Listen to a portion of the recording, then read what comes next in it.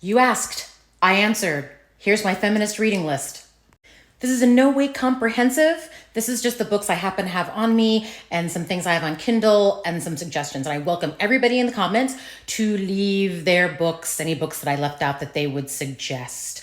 Here we go. And this is in no particular order. Let's start with the classics, shall we? The Second Sex by Simone de Beauvoir. In Defense of Witches by Mona Chollet. I don't know why I started out with the two French books. Oh well, they're translated in English, don't worry. By the way, I hate book jackets, so a few of the books I'm going to show you do not have a cover, so I'll just show you the side. The Purity Myth, How America's Obsession with Virginity is Hurting Young Women. This is by Jessica Valenti. She is here on this app. She has a newsletter about abortion that she releases every day. Follow her and go to her Substack for her newsletter. Why Women Have Better Sex Under Socialism and Other Arguments for Economic Independence by Christian Godsey. I haven't finished this one yet, but what I've read of it so far, I like. Speaking of socialists, let's go old school. Anarchism and Other Essays by Emma Goldman. In particular, my favorite essay, Marriage and Love. These are going to be on the Kindle now. Single Parents and Their Children, the Good News No One Ever Tells You. I know this author, Bella DePaulo. She interviewed me for another one of her books. She does research on being single and how the psychological benefits of marriage that they say we get are actually not as good as they think they are. Very interesting research she does. You know, scrolling through this Kindle, I'm realizing just how many diet books I have on this iPad. Blech.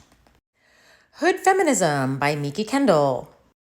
We Should All Be Feminists by, oh gosh, I'm going to butcher this name, Chimamanda Ngozi Adichie.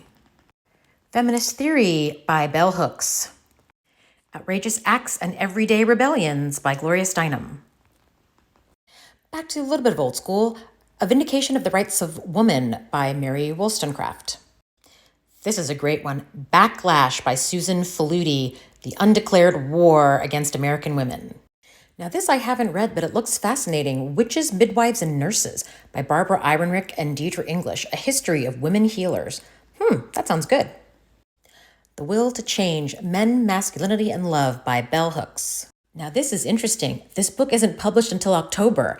Abortion, Our Bodies, Their Lives, and the Truths We Use to Win by Jessica Valenti, another person on this app. That book comes out, when does it come out?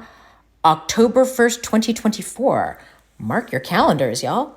Never read this one, but it looks good. Clementine Ford, Boys Will Be Boys, Power, Patriarchy, and Toxic Masculinity.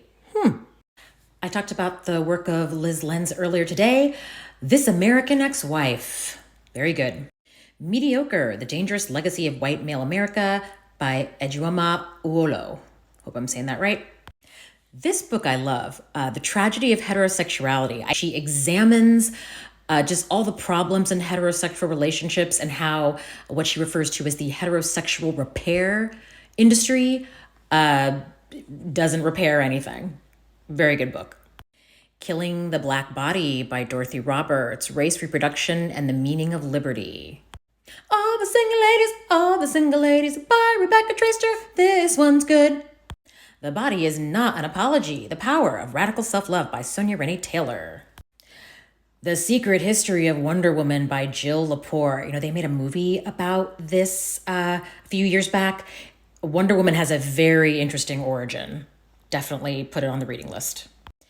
Emotional Labor by Rose Hackman. Rose Hackman is on this app. Go follow her. She's a lovely British lady who has a lot of amazing things to say about emotional labor.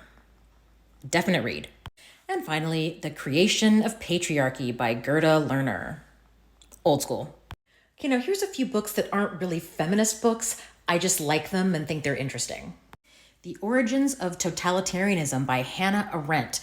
There's a very interesting chapter in this book called The Dreyfus Affair. And it's very, very, yes, Kitty, I know. And it's very interesting because when I read that chapter, all I could think of was the OJ trial. Google The Dreyfus Affair. There are better polyamory books out there, but this is the first one I read a few years back. The Ethical Slut, A Practical Guide to Polyamory, Open Relationships, and Other Adventures.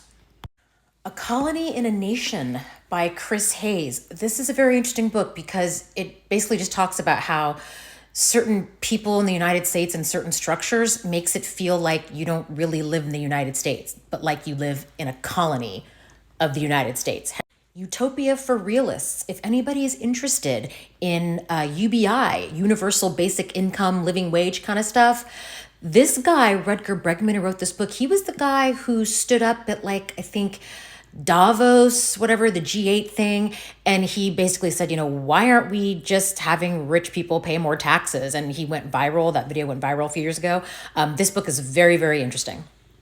It makes a great argument for universal basic income. Now, these last three are what I call coffee table books because they're just fun books to have on your coffee table and they make for great conversation. Catch Me If You Can by Jessica Namungo, One Woman's Journey to Every Country in the World. Queens, Women in Power Throughout History. And finally, 199 Cemeteries to See Before You Die. I love cemeteries. I went to France a few years ago and the cemeteries there are amazing. I could spend days in a cemetery in France because they're beautiful. This just has lists and pictures and little information on every amazing cemetery in the world. It's awesome. I love it. Also makes a good conversation piece. People see it on your coffee table. They're like, what the hell is this? So that's my reading list. Y'all are welcome to add to it in the comments. I very much appreciate it because I want this list to be as comprehensive as possible. And there have to be a lot of books that I'm forgetting.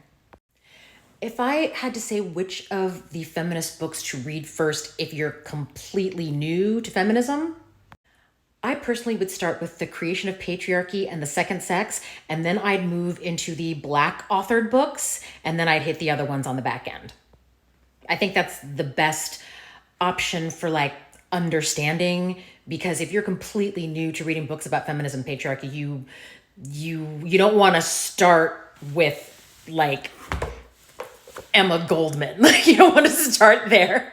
And you don't want to start with Women Have Better Sex Under Socialism. I mean, it's just some of these books are going to confuse you, I think, or maybe be more difficult to read if you haven't read some of the others first. Now, don't get me wrong, this book is no joke. It's like a tome. Look how thick this is. She's not kidding with this stuff. Now, this book was written in the 40s, so it's a little dated timeline-wise, but what it's really good at is explaining the concept of otherness.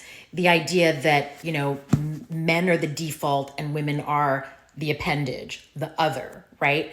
I think it kind of lays a good foundation for the rest of the stuff to build on. So share, put your comments down below. I want to know your input. Feminist books to read. Hit it. I want these people to be educated and I want them to understand what they're talking about. Even if you are well-versed in feminism, it's always good to sort of go back, review, and if you're new to feminism, I really want these people to get a handle on what feminism actually is, because I'm really getting sick and tired of people accusing feminists and feminism of doing shit that we're not doing. And I think they do that because they don't actually know what feminism is. So let's try and teach them.